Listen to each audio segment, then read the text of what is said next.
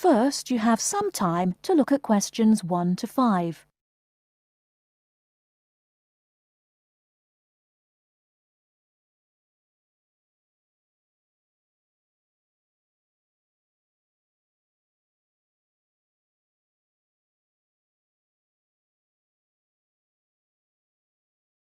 Now we shall begin.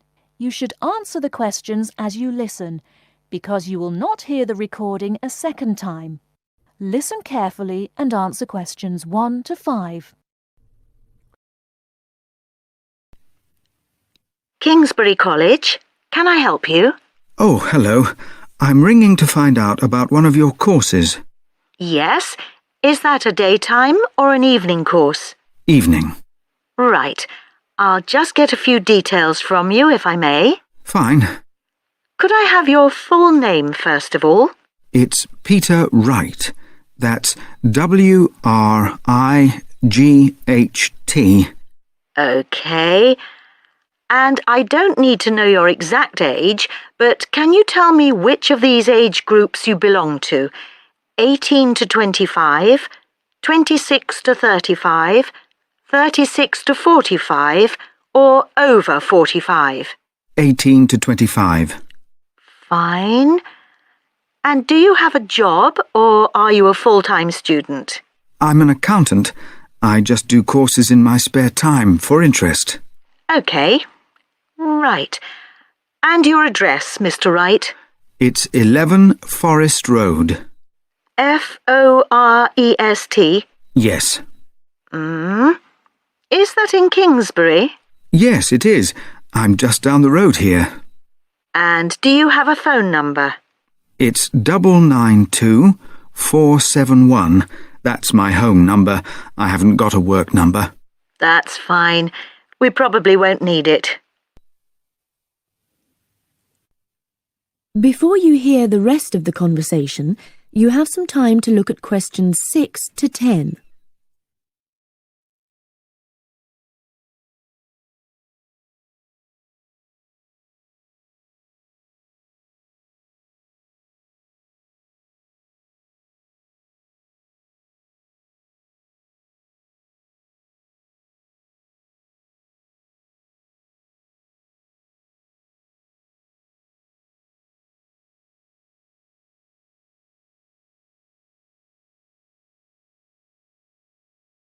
Now listen and answer questions 6 to 10. Now, you want to register for a course. Yes, cookery.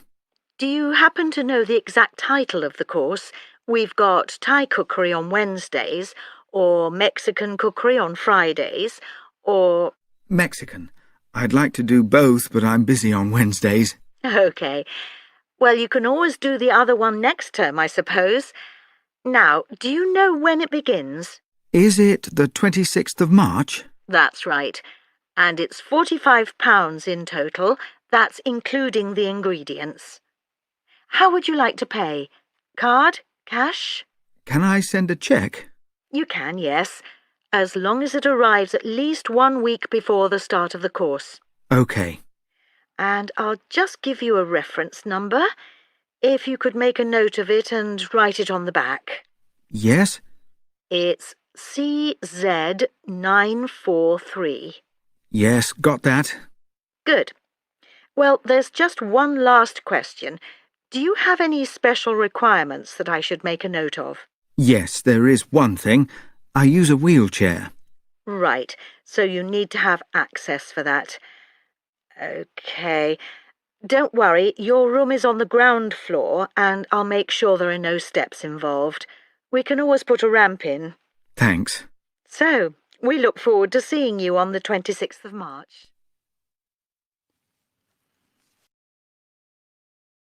That is the end of part 1.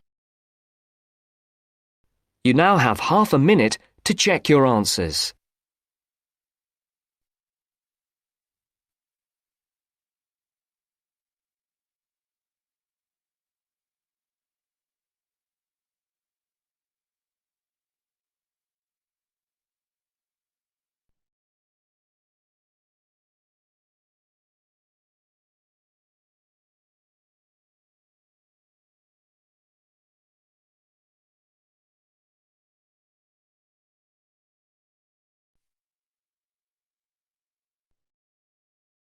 Now turns to Part 2.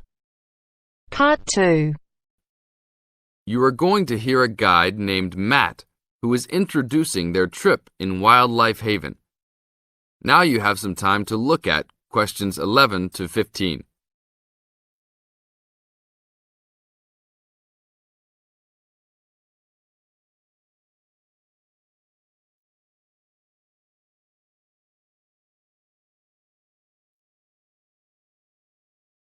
Now listen to the first part of the introduction carefully and answer questions 11 to 15. Well, good morning, everybody. My name's Matt, and I'm one of the 3 guides here at Wildlife Haven. Our job is to make sure that you all have a great time here with us and go home feeling happy and relaxed. As you can see, we're away from the city in a remote area between a national park and the sea. To encourage you to relax, there are no radios or TVs, and the only phones and newspapers are in the office. So, if peace and quiet is what you've come for, this is the place to be.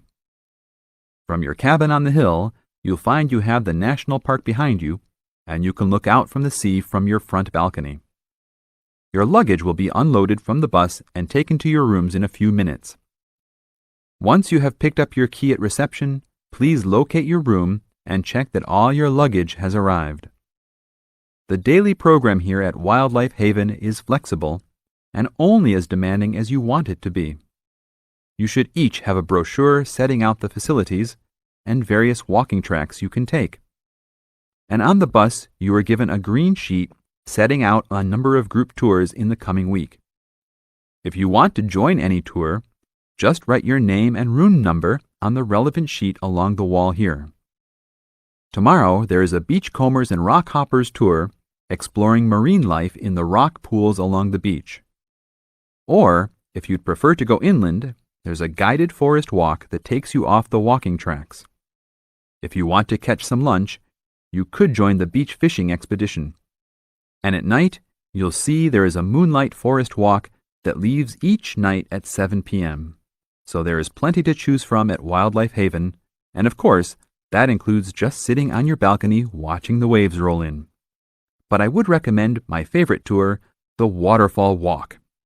This departs at sundown each day and also provides the opportunity to have a moonlight swim. Now you have some time to look at questions 16 to 20.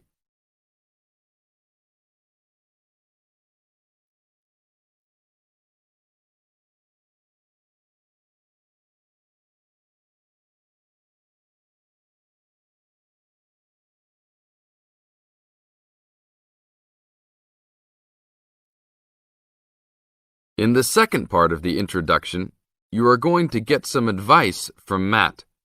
Listen carefully and answer questions 16 to 20. You've chosen to visit us in January, which is one of our hotter months. And although you may be tempted to wear a minimum of clothing, you should always take precautions against injury, particularly in the national park. This includes sensible footwear. You'd be surprised how many of our guests ignore this advice and end up being sorry. And socks are a good idea too. And even though you might be under trees a lot of the time, it's a good idea to wear a hat in this hot climate. There's no need to be too concerned about walking in the national park, provided you use common sense. It's true that there are poisonous spiders in the park, but they are really more frightened of you than you are likely to be of them. I should also warn you against eating any wild berries. Some are edible, but you should avoid them all. We'll provide all the food you can eat. Well, that's about all for now. Dinner is from 6 to 8 p.m. in this building.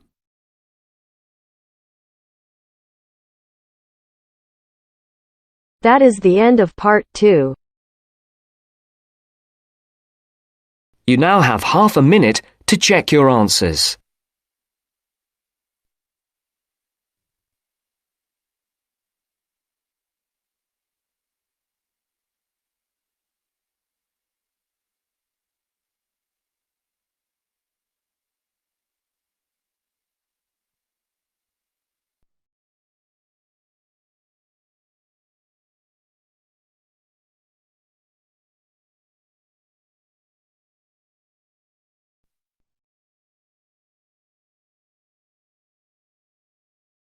Now turns to part 3.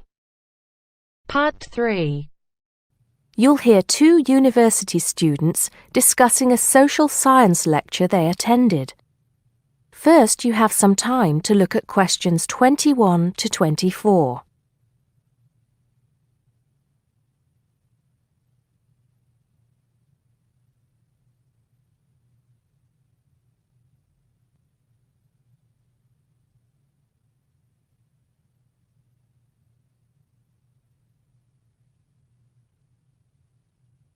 Now listen carefully and answer questions 21 to 24. Did you go to the first social science lecture yesterday? Yeah, didn't you see me there? No, I was trying so hard to understand the lecturer. What didn't you understand? A lot of it, really. For example, he said we needed to study history as part of the course, but I didn't get why. You probably missed it. He said early on that we need to learn from our past mistakes. Right. But he also said we need to put ourselves in the place of our ancestors. Why is that? I think the point is that it's not enough to know how they lived and what they did. We need to know what they thought. I see. And I've written transferable skills in my notes next, but I have no idea what that means. If you study social science, you learn skills that you can use in a job. Oh, right. Is that all? Okay, but why is that? The point he made was that in studying social science, you use a flexible and adaptable approach to learning. Before you hear the rest of the conversation, you have some time to look at questions 25 to 30.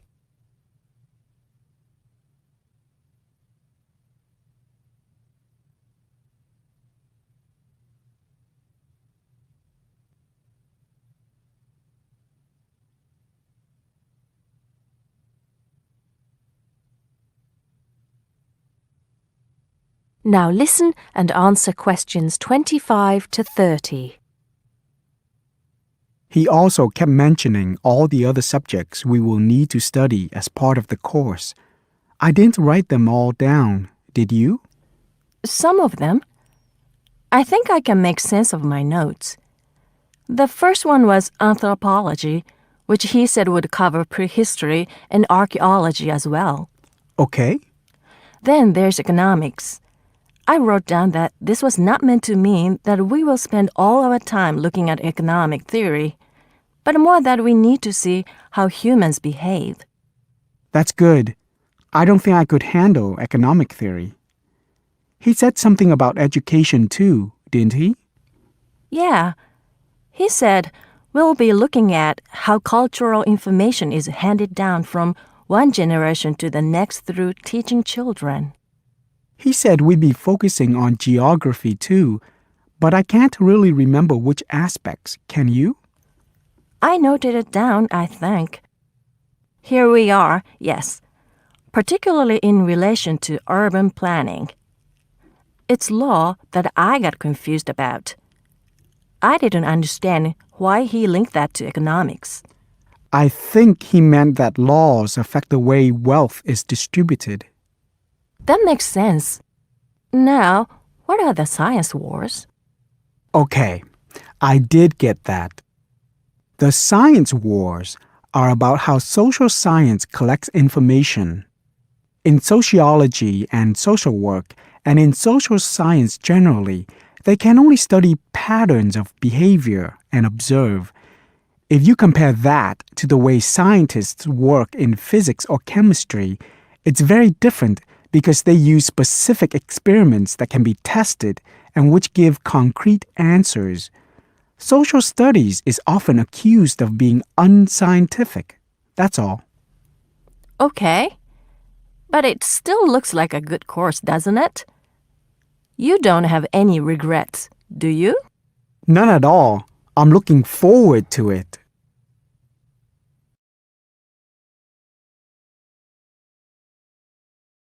That is the end of part 3. You now have half a minute to check your answers.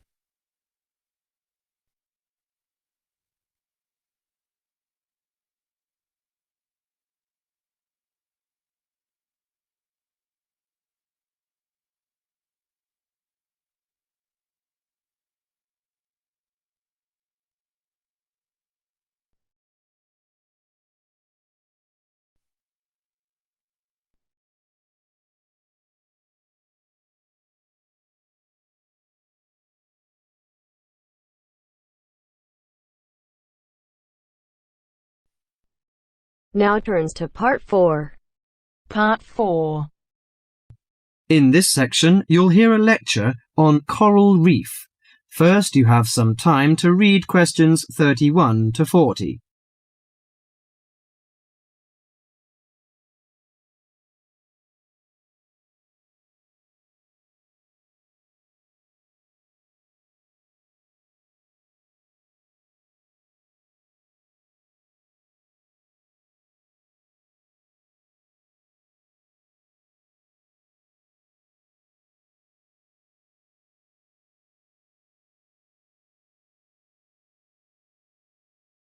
Now listen carefully to the lecture and answer questions 31 to 40.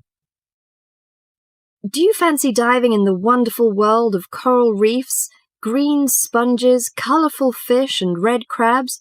It is a rich garden beneath the waves. But how much do you know about the corals? Are they animals or plants? What are the threats to coral reefs? Today, Mr. Tim Harford, Executive Director of the Coral Reef Alliance, is going to introduce the facts about coral reefs. Good afternoon, everyone. Coral reefs are one of nature's most magnificent creations. It is filled with thousands of unique and valuable plants and animals. Over 1/4 of all marine species depend on healthy coral reefs. Humans also depend on coral reefs. These marine ecosystems are the primary source of food and income for millions of people, a vast repository of valuable chemical compounds and medicines, and a natural wave barrier that protect beaches and coastlines from waves and storms. Coral is actually the exoskeletons of coral polyps. Made from limestone, these skeletons build up over time, forming the reef. New corals are born each April. At a certain hour, on a certain night, mature corals suddenly release clouds of eggs and sperm into the sea. After the fertilized eggs take root on the seafloor, they can grow up to 15 centimeters per year. Coral reefs are present in the waters of over 100 countries. These are warm, 18 to 29 degrees centigrade, shallow, sunny regions primarily between the tropics of Cancer and Capricorn. Only clear, warm salt water can support a coral reef. And because sunlight is crucial to the reef's survival, the water must also be shallow. The algae that grow on coral provide much of the coral's food. In deeper water, algae cannot get the sunlight they need to grow. Most coral reefs are in the tropics because natural conditions there are perfect. In their modern form, coral reefs have thrived on Earth for over 50 million years. In recent years, however, more than 11% of the world's reefs have been lost, with another 16% severely damaged during the El Niño event in 1998. Up to 32% of coral reefs may be destroyed by human activities in the next 30 years if we do not take action now. Corals and coral reefs are extremely sensitive. Slight changes in the reef environment may have detrimental effects on the health of entire coral colonies. These changes may be due to a variety of factors. One of the greatest threats to coral reefs is human expansion or development. As human population increases, so does the harvest of resources from the sea. Due to overfishing, reef fish populations have been greatly decreased in some areas of the world. The removal of large numbers of reef fish has caused the coral reef ecosystems to become unbalanced. As we know, corals are also very popular as decorations.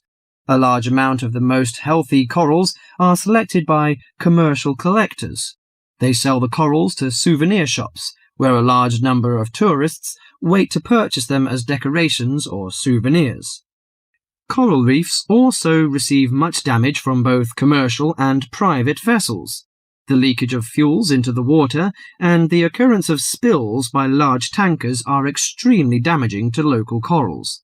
Although much of the coral reef's degradation is directly blamed on human impact, there are several natural disturbances which cause significant damage to coral reefs. The most recognized of these events are hurricanes or typhoons, which bring powerful waves to the tropics. These storm waves cause large corals to break apart and scatter fragments about the reefs. Home to a diverse community of creatures, coral reefs are underwater treasure chests of colour and activity.